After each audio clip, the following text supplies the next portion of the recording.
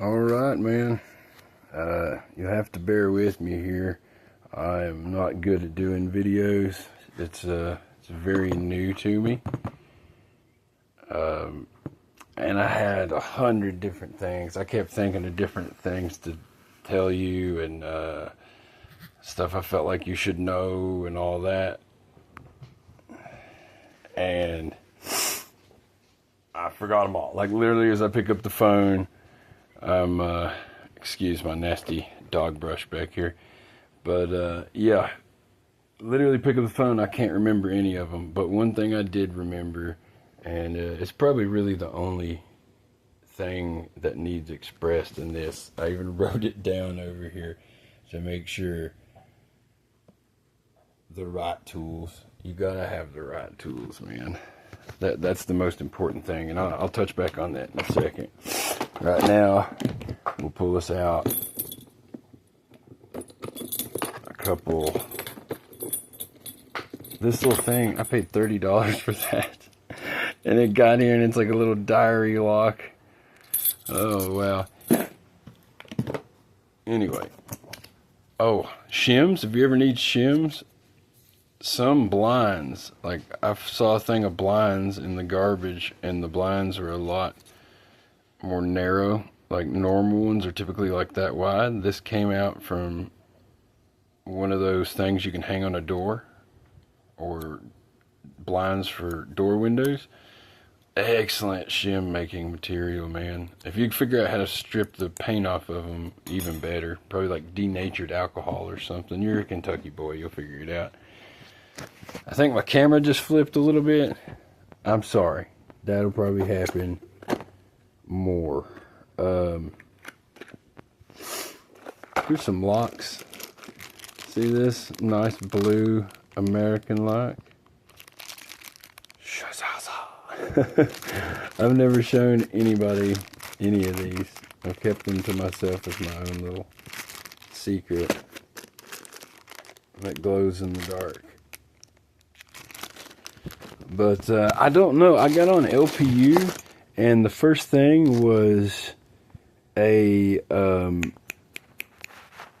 the 5200 was a bump stop, and then the non-bump stop. So I don't know if a 5200 has 5 or 6 pins, but it really doesn't matter. If you can do 5 pins, you can do 6 just as easily. I'm trying to pick out. I guess let's go green for green belt, and then this is a beautiful 6-pin. If I can get a hold of it. Oh, come on. I don't want to mess up the box. And then this one's kind of pretty too, so we'll grab it. This is my,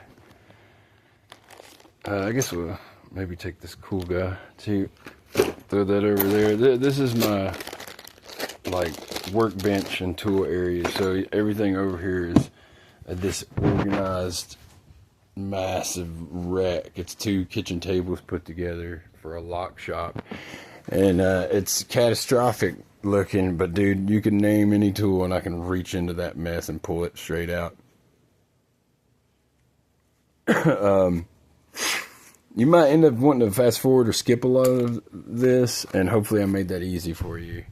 Again, I apologize, the video is probably going to be bad. This is what I'm having to use as a lock setup.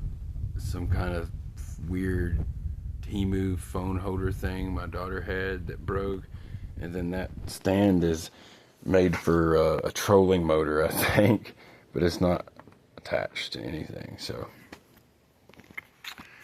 here we go.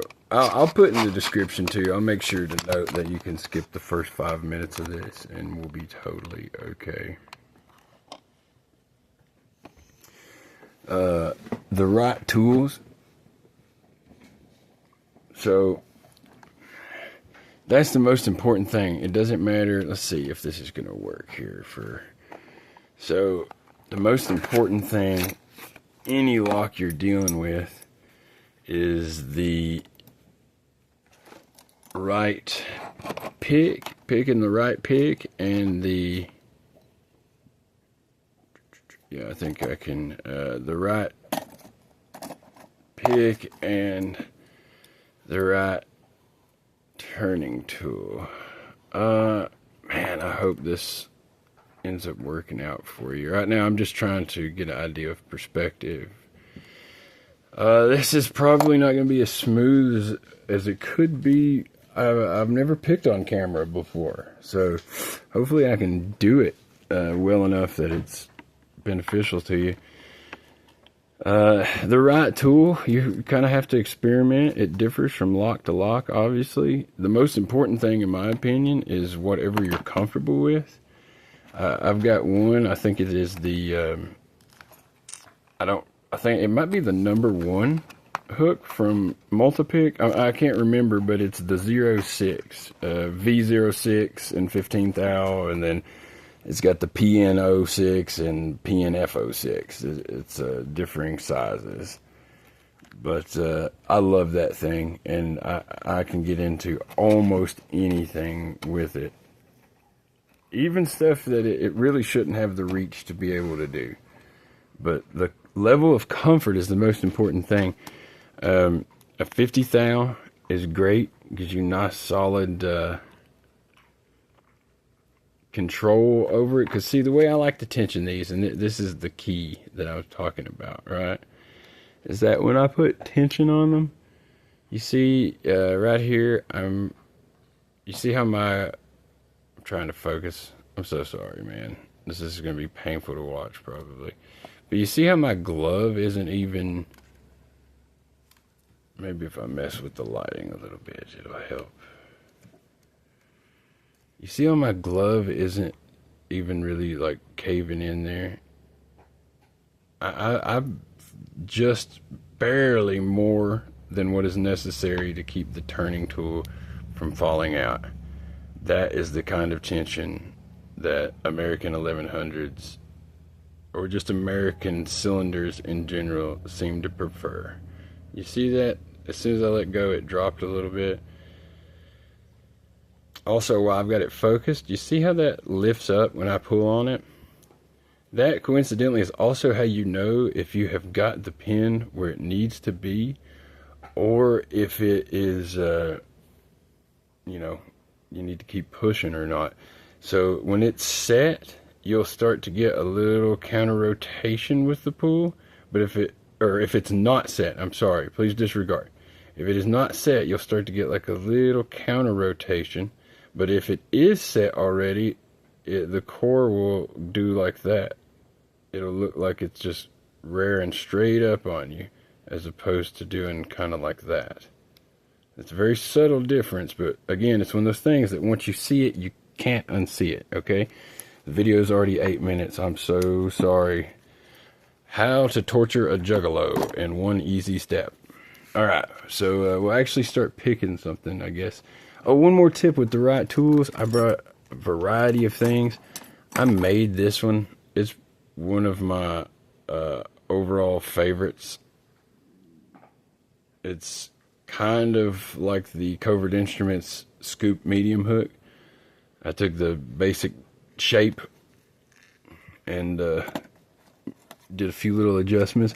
I'm actually planning to go back, and you see how I flattened. Come on. See how that's a little flat right there? I'm going to bring that flatness back to about right there. It'll look kind of like that. Because that's what makes the #6 from Multipick so great, in my opinion. I like picks like these for American lock. Though something like this with a nice flat top, I have found to be pretty... I think I bent that in an ASA Twin. But I've found they work good with stuff. The more round the key pin feels, the better. But then if you're having trouble determining pin position and determining, am I touching this pin? Am I touching the one beside it? Am I pushing both of them? That's something I struggled with for a while. Something more like that right there is going to make it easier for you. And then if you like round better, something like that also really lets you get in there and feel around. This one right here is from the SS Dev hooks from Sparrows. And mine's probably a little bent out of shape, but that thing really is great. And you can really get in there and you know, trace the pins and really feel, like I can feel the texture in that glove through that super fine tip right there. And that's what I do. I like to pick locks the way a blind man reads. And I'm not trying to be offensive. I just speak in analogies. But I like to just take my time and very gently feel around side to side. Like, all right, this is warding. That's warding. Okay, I feel this is the shank of the pin. So let's get a little pressure. I know I'm right center with that pin. A clear path away and through the warding. And then we'll trace down. And then when I feel that little drop right there, that's I'll put a little upward pressure, because you probably found the other side of the pin. And you can even kind of go around the back side of it and pull back a little bit. And you're like, okay, that is confirmed. That is pin number 3. And when you pull back, you'll see that your pick starts to go downward like that, right? And then you'll have either a quick pop or it'll start to come back up. The lowest point, or whatever point raises the back end of your pickup the most, that is your dead center point of the pin. And that really, ideally, is what you want to lift from, though the shape of the picking tip will affect that. Like, this is nice and skinny, so it can easily slip off the end. So instead of dead center, you might want to get just a little behind center. So as it goes up and slides forward, it ends at the center. I hope that makes sense. Also, things like this have a tendency to want to go like that, side to side in there, and a lot of the times when that happens, it sounds very, very much like you know, identical to the click that is made when you have properly set a pin. It sounds like positive feedback, and it is it's a liar is what it is. But that, even today, when I'm getting troubled and I'm like, come on, man, I usually will go grab this guy right here, and I'm like, okay, let's see, does the inside of this thing look the way that I think it does? Alright, now that I've done that, I'm going to try and pick some locks for you. I hope I didn't grab out ones that are going to give me hell. I'll go ahead and show you a little way to cheat too, and there's nothing wrong with that, especially learning in the beginning. A challenge is only worthwhile if it's a challenge that you want, a challenge to yourself. You don't have to pick by anybody else's standards. That right there is the bitting code. It's got 65723. The lower that number, the less lift is needed. And I believe that an 8 is actually a no lift pin. You won't touch at all. And if you start to lift right in the beginning, you'll see the core start to rise straight up. But the lower the number, the higher up. Sometimes though, with lifting, that lifting of the core that I was talking about, every now and then you'll get that, but you'll need to, you know, push through. It's just a very high set pin, like your number 1s and then your number 2s will do it as well. Sometimes even a number 3, but you know, they get in there and they feel like they don't want to go, like they're already set, and in reality, you know, they're just kind of stuck. I'm sorry, I'm splitting my focus here trying to decide. That's what I was doing. I was trying to find my turning tool. That's a 40. Here it is. There's my 50. Got a couple different kinds too. Again, it's your personal preference. I'm not super great with this kind of pick, but it's in my hand. Well, and it's skinny, so we should be able to see. So you can see that first pin there. I usually will trace right along the bottom of my turning tool, and then you'll feel it. Okay, it stopped. That's my pin.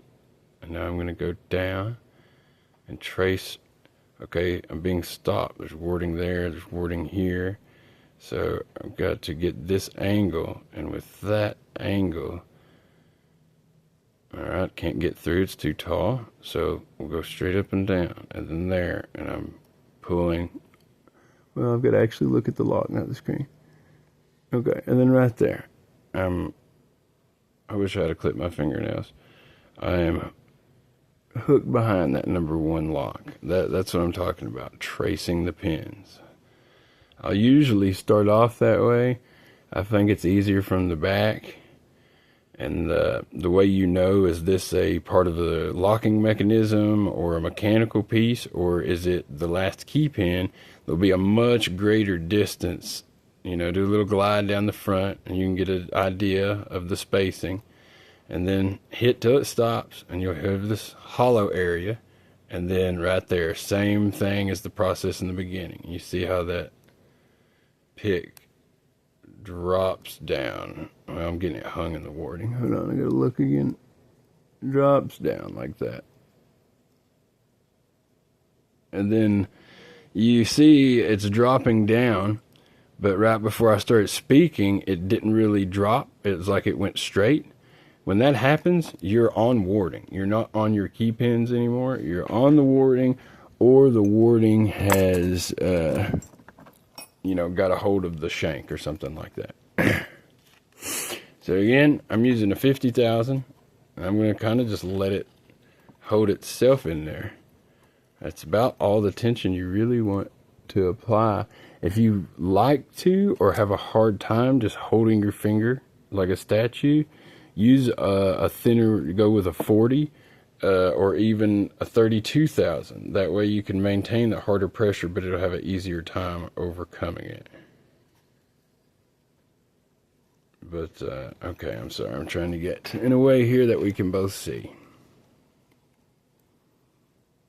And then right off the bat, I'll go across the tip of this pin here, and when I push, my pick wants to go down. So that's binding. If it wasn't, or was high lift enough that it was loose, my pick would just slide straight forward. If the pin overcomes the pick, it's binding. If the pick overcomes the pin, it's probably not. So,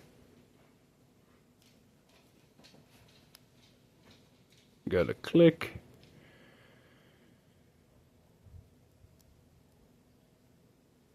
And then if you've ever used or seen anybody pick with a Lishi, it's kind of the same. There'll be like a little bounce. That's set. And now when I'm on there, if you'll see when I start to pull up, the whole core lifts up. That's set. Leave her alone. Number 2 is also tight. So that's fine. Let's trace back and forth so we know, okay. You can do that as many times. Nobody's timing you. You can do that as many times as you need to until you feel confident right there. That's where I want to push. It's right there. And then if you read the key bitting, you can, like I said, it's cheating because you can know, like, this pin is set. This pin, is it set or is it not? Well, does it feel higher or lower than the pin in front of it? It feels lower. Do you hear that click? Well, the key says it should be higher. I think it said 657 something something. So I'm going to go ahead and risk it and give a little click because the key said so. But be careful with that because it will just as easily lead you astray. All right, back to it here. And then number 3, there's number 3. It feels tight. Oh, okay, don't panic. Used to I'd twist the pick and then bite it with my mouth, but usually unless you turn it back the other way, putting the turner in. You just slide the turner in and keep going. The turner dropping forward like that makes me even think that we might not have seen it, but it dropped into a false set, because the reason why it would drop, me being able to hit pin number 4 and it get forward rotation, means I didn't lose any progress, because pin number 4 wouldn't have been tight if I had lost my other pins, though it's worth checking.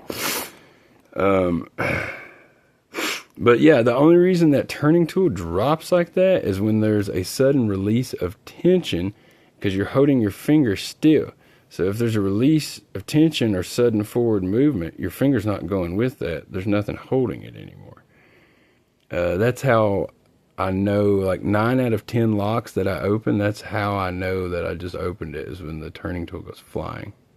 It is also why I hate sprung core locks, because they will just snap back shut. Alright, so this is only 15 thousandths thick, and trying to find a pick I actually like. So it's only 15 thousandths thick, and I'm pulling and the core's lifting, but I know it's not set. I'm in a false set. That means we've got enough dog hair on my lock.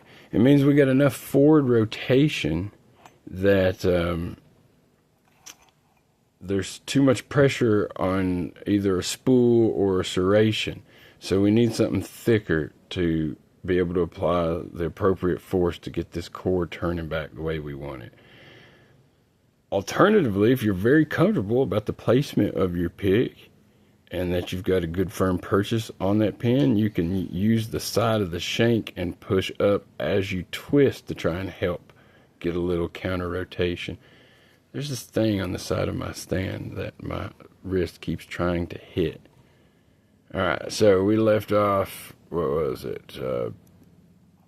Pin number 4, I think. So let's see, let's trace the bottom of our turner. There's 1, 2, there's number 3, that's number 4, I think. But I'm pulling really hard right there, and you can see that core. I've set it. I didn't feel like I did, but it's telling me I have. So either it's one of those ones that you've got to push it on up, or it's just set already. But in either case, I'm going to leave it alone, and I'm going to see if pin number 5 feels tight also. And if it does, then, well, I can't get the...